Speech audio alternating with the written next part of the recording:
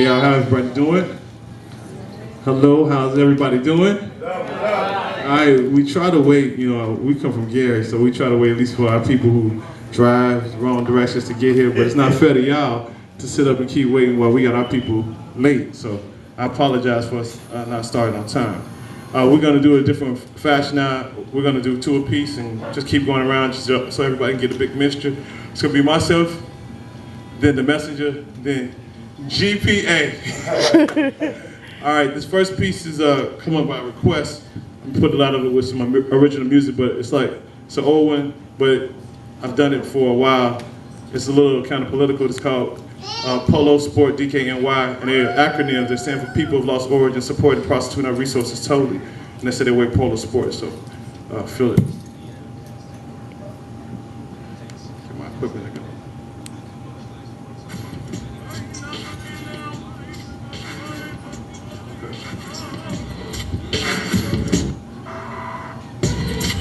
People of lost origin. People of lost origin. People of lost origin. People of lost origin, supporting prostituting our resources totally. Wear Polo Sport, sporting American flags on their behinds. Negroes are into Tommy Hilfiger while he's into Russell Simmons. Fat farming his phallus, guess he's on his tip, and while this is going on, the transfer of saliva is getting lethal. As more and more people become contaminated by French kissing. How poetic, but how pathetic it is for us to trust the industry that makes the most essential medicine the most expensive. I mean, the medicine they know you need or you'll die is sky high, and aspirin's cost a dime. The medical industry is known to produce fallacies like you can't get HIV from kissing, but you can get it from the transfer of any other body fluid. A lie I knew like he, but I still like to feel her tongue when she was kissing me.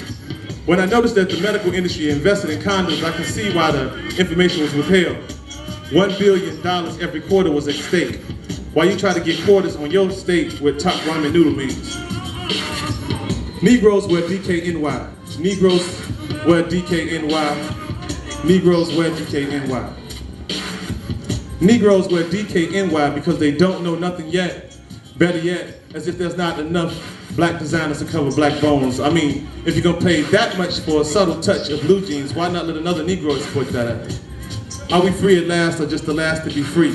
Sporting Rolex and Citizens, Unasarima, backwards American, anti-African, reminiscent layover all the traitors of our revolution. The same traitors that turned in Nat Turner because you said he was causing trouble. The same ones that turned in Dr. King because you said you were afraid of communism. And the same ones that turned in Malcolm X because you was jealous and you were scared of how he was getting busy. But let's get contemporary and say the very necessary. Let's get contemporary and say the very necessary. Let's get contemporary and say the very necessary.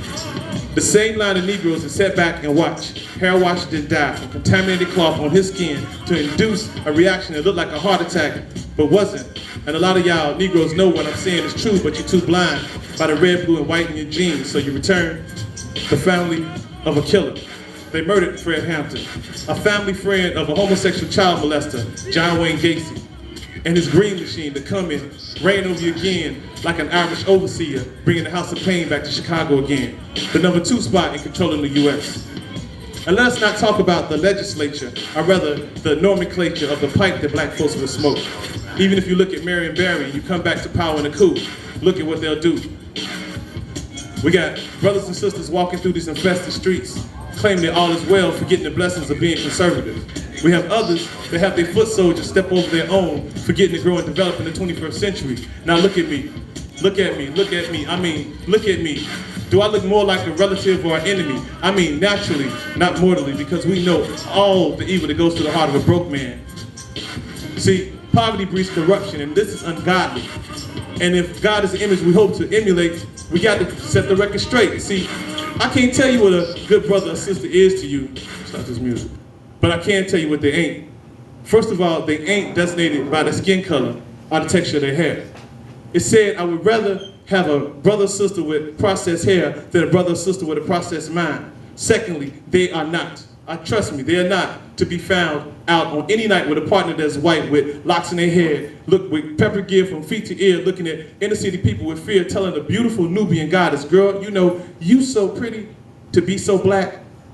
Do you know a pseudo-revolutionary named Hakeem Abdul or whatever, who's supposed to have his stuff together but goes by Johnny, Jimmy, or Lou from 9 to 5, as if I'm to call him African to peep it, so Charlie don't peep it. Don't you know I can't keep no secrets from mine? See, under pressure is how we elevate in the GI, but to die the same way is a travesty. See, I understand what you represent, you usually wear around your neck. So gold 9mm, Greek and Masonic symbols don't make me tremble if they're used for revolution, the only solution in times like these.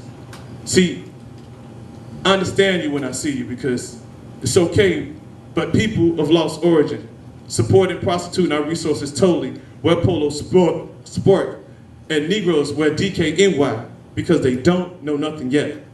But once y'all do, y'all gonna be held accountable too.